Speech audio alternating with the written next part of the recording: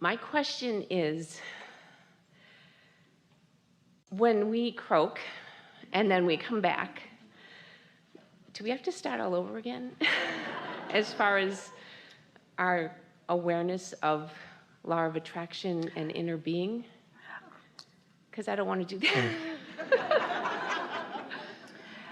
You're asking a question from two different vantage points. Everything that you're living is causing this expansion of who you really are. And who you really are is going to, again, project yourself into this physical experience. And for the benefit of continuity, there will be that readjusting. But the thing that we want you to remember, you see, the answer to that question is yes, you have to start over. But wait, hear us out on this. Yes, you have to start over, which is a problem to humans who don't get into the receiving mode, because then they don't have the benefit of all that they really know. But as soon as you get into the receiving mode, you have the benefit of all that you know. And when you're born, you are in the receiving mode. It takes a long time for other humans to talk you out of the receiving mode. You see what we're getting at? All the animals of your planet are in the receiving mode. Humans call them instinctive or instinctual because of the way they instinctively know what to do. Well, you do too. But humans get used to listening to other humans instead of listening to the guidance that comes forth from within. So the separation or the discomfort that comes from, in essence, starting over has to do with how long it takes you to figure out that you care about feeling good. And that gets easier and easier and easier as more on the planet know it and talk about it and teach it, so that it's possible that you could come back in your next experience and meet up with somebody who has been to one of these seminars, and they could remind you of it early on in your experience, and you wouldn't have to go through 30 or 40 or 50 years of disconnection, you see. That's what I'm hoping for. It's really fun for us to see some of you come back and find in a library somewhere a book you wrote before. Well, I find that it's interesting because I've kind of been on a spiritual journey, and I was so interested in everything, and going to psychics and learning from gurus, and everything was helpful, but I felt like I was zipping through it, getting what I needed, and then going, I don't need that anymore, and moving on. And then I just really discovered this in May or June, and it was like, oh, this is it. But I realized as I've been going through it, I wasn't ready to be ready. It wouldn't have worked for me before. And now, as I listen every day, it's a complete addiction. I come up with, when I knew I was coming, and I just knew I was going to get picked, and I had all these questions. I'm like, oh, check that one off, check that one off.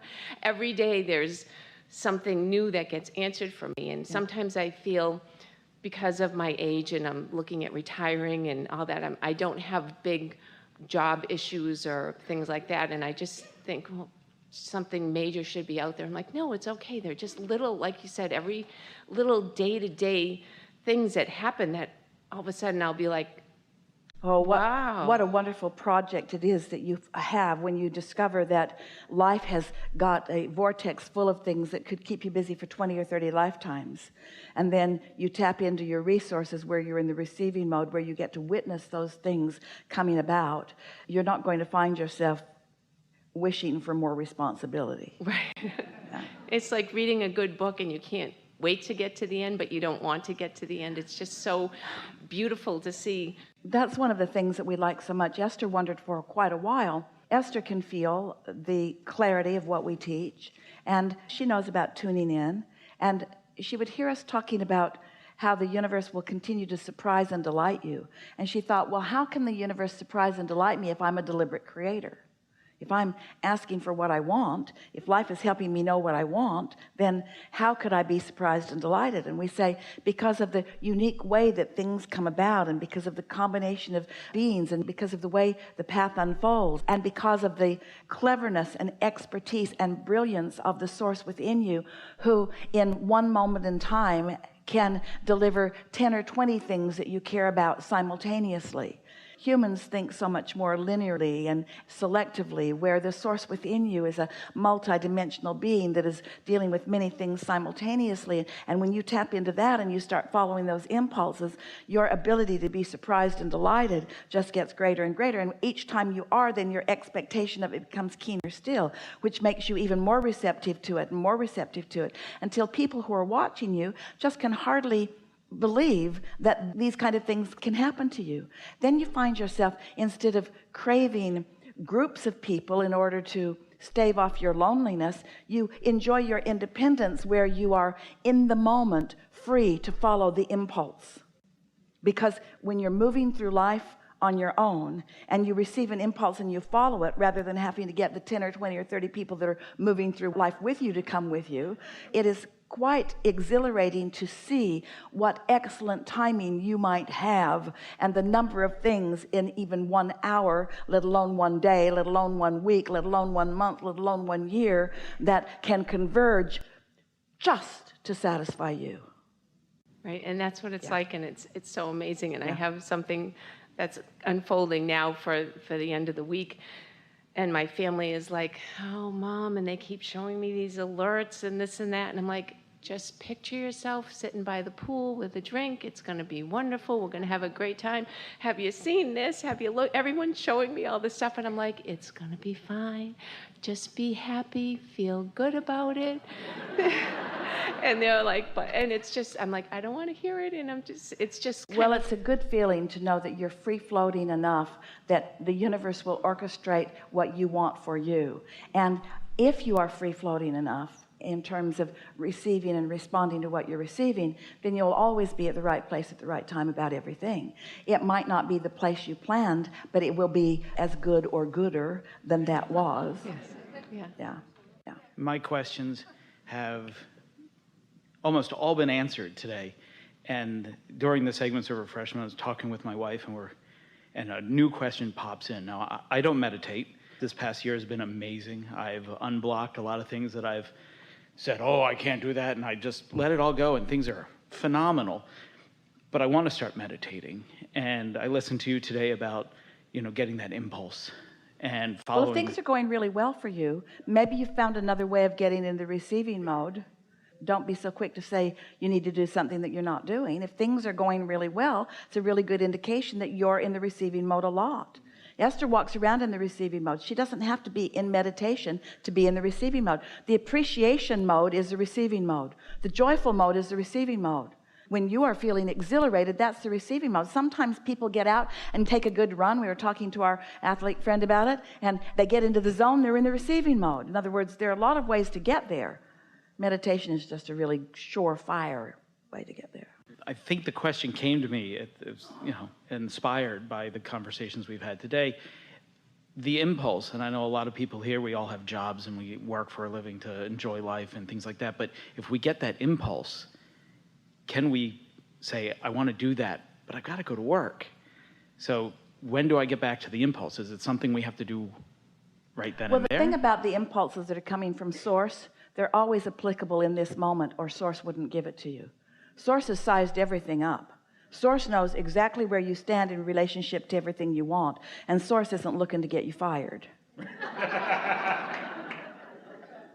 If you've received it, then it is applicable now. Because Source isn't talking to you what you're going to do down the road or tomorrow or the next day or even this afternoon. It's coming right here and now. It's coming now. It's now. Esther went with Jerry. He liked to fish in streams. And they went to Montana. The Bitterroot River was one of his favorite streams to fish on. And he knew where all the fish were. He'd say to Esther, there's one over there, and he'd cast over, and he'd have a fish. And there's one over there, and he'd cast over there, and they'd have a fish. But one of the things that he liked most to do is he'd take his rod and his creel, and he'd roll up his pants, and he would run down the rocks in the river. And Esther watched him, and it was like the rocks appeared beneath his feet. how he could do that. And Esther would attempt it. She was always wet to her waist because she didn't believe the rocks would be where she wanted them to be, and she didn't believe that her feet would be stable beneath them, and she fell on her butt many times in the water. But Jerry had been doing it for so many years that he just believed that whatever he needed in regards to that would be right there where he needed it to be when he needed it to be there. And this is the way that we want you to think about the information that is coming from your inner being. Your inner being knows where you stand, knows what your capabilities are, know the way your mind works, knows what you want, and knows what the path of least resistance, your path of least resistance is.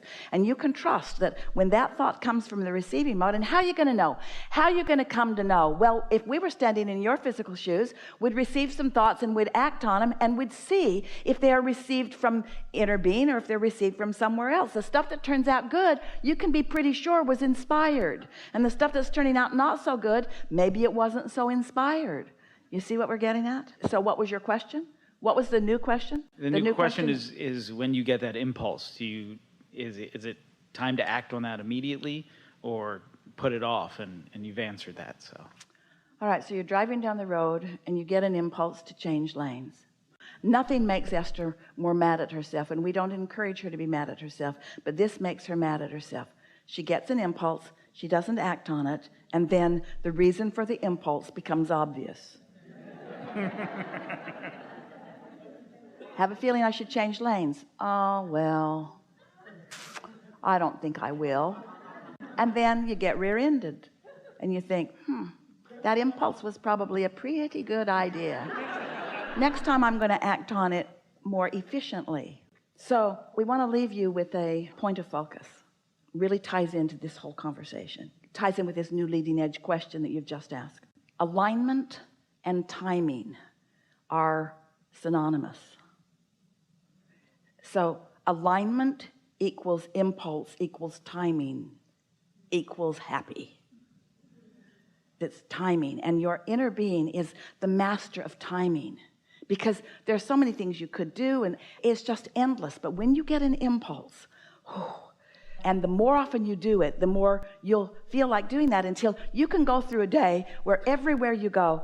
The day was like that for Esther yesterday. She traveled by herself.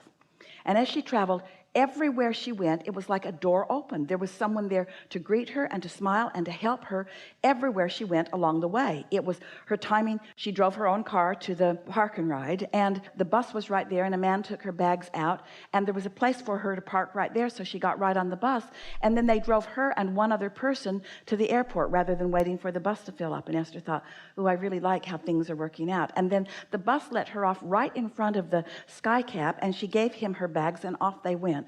And she got right to the gate in the most comfortable fashion. Everything about it was just unfolding perfectly. And then she had this wonderful flight, 2 wonderful flights, and when she got to the baggage claim, her driver was not there. He was not there with his sign, and he wasn't answering the number that she'd been given. And when she did reach him, this was the first sign of something that looked like it was out of sync. The driver said, I'm supposed to be there at 2:30, right? And Esther said, well, my note says 2 o'clock, and I am here. And how long will it take you to get here? Well, let me call you back. And he called back, and now he's kind of making up some reasons that he can't be there. And Esther said, it's all right, I'll just take a cab. So she went out to the curb, and there was a cab right there, and she stood there for a moment, and the woman who was assigning the cabs to people was distracted by something else that was going on. And for just a moment, Esther thought, you really should pay attention to me, because your job is me. But she was doing something else, and so a cab driver who was sitting right there saw Esther sitting there, and he came and undid the rope and escorted Esther to his cab. And he got in trouble for that, because that's not his job.